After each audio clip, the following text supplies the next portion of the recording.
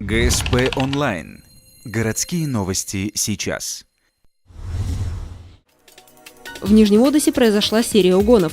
4 молодых людей крали машины, чтобы покататься. К делу подошли обдуманно. Транспорт, стоящий на улице, не трогали, ведь он защищен сигнализацией. Выбор пал исключительно на машины из гаражей. Взломать дверь было несложно. Но как же завести авто? Хозяева автомобиля упростили злоумышленникам эту задачу, оставляя ключи в бардачке или в замке зажигания. И катались, вплоть ездили до Ухты, ездили по Сосногорску, возвращались обратно, ну и там оставляли автомобили.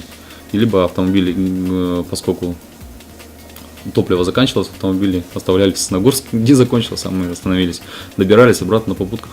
Инициатором угонов выступил несовершеннолетний. Следователям он уже знаком. В прошлом году парень крал велосипеды. По словам молодого преступника, это была месть. Так юноша отплатил родителям за то, что они уехали в отпуск без него.